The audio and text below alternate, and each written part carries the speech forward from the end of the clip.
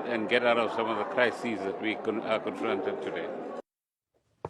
Well, with Heritage Month coming to an end and the fact it's International Tourism Day today, there's a moment to have a look at certain solutions to land reform, which see people who are forced off their land, being given their land back, and then using that to make money out of tourism. In other words, they create a sustainable income for themselves and their communities, using the land to create the money. Peter Setou is the Chief Executive of the Vumelana Advisory Fund, involved in one of these operations. Peter, good afternoon to you. We know how important our heritage is. We know how difficult land reform has been. We also know how much money tourism can make. How have you been able to put all of this together? Good day to you, Stephen, and to the viewers. Yes, indeed, as we all know, like you rightly pointed out, the issue of land in South Africa is a highly emotive issue, and especially in conservation areas in particular. You have a situation where communities who inhabited these land parcels were forcibly removed from these areas due to discrimination practices of the past. Now, this has invariably led to a situation where such communities are historically opposed to the notion of conservation, which was used to forcibly remove them from their land. So the only way to get communities to embrace conservation in these land parcels that belong to them in the past is to ensure, or rather enable them, to reap the economic benefits from the ancestral land whilst maintaining the integrity of the land and the value of heritage site. And we have had some level of experience as Vumelana. Our work as an organization bears testimony to the fact that communities can indeed reap benefits from the restored land. However, government doesn't always have the money or the resources to fund income-generating initiatives for communities.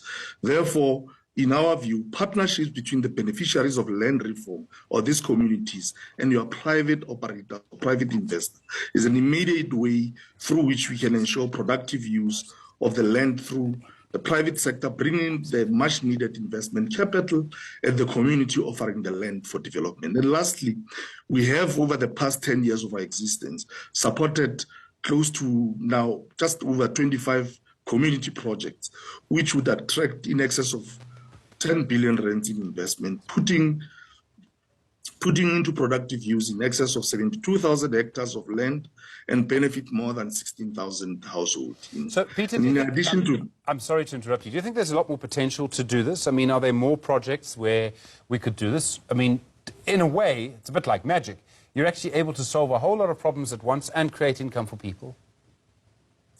Yeah, the reality is, yes, it is possible to actually replicate this, across various land parcels that are available.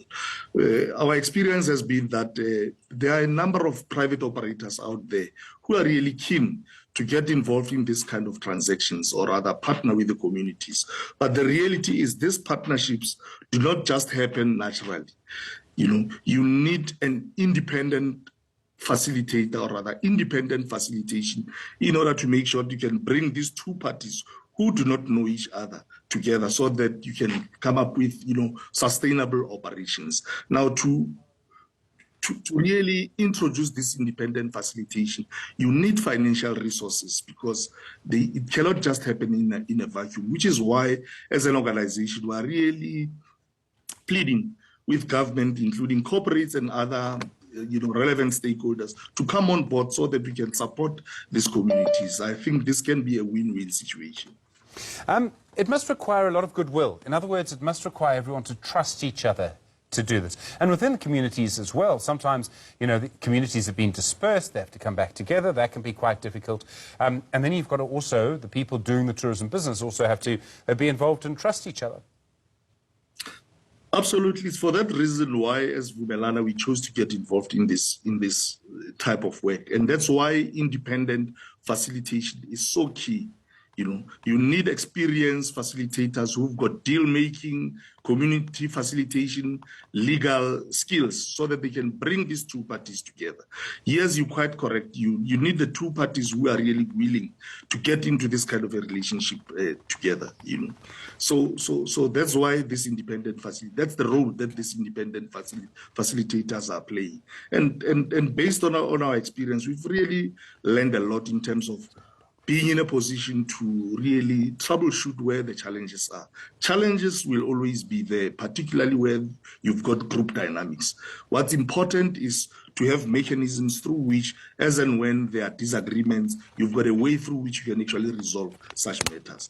The other issue which is quite crucial is the whole issue around governance. You need to make sure that you can improve on governance levels amongst the communities, because if you don't do that, then the whole issue around trust amongst the communities themselves becomes an issue. So it's for that reason that as Vumelana, once we have actually supported them to clinch deals with private sector players, we would go again to support them with capacity building, making sure that they've got policies and procedures in place to handhold them to a point where they can actually produce audited financial statements and they can report back to their membership. In this way, you also, contribute towards ensuring that there's trust within the leadership that's of the community. Peter Setou, thank you, Chief Executive of the Vumelana Advisory Fund. Do appreciate the time. Well, let's stay with the conversation around tourism at the moment. A huge amount going on. It's, as I said, World Tourism Day, a big conference.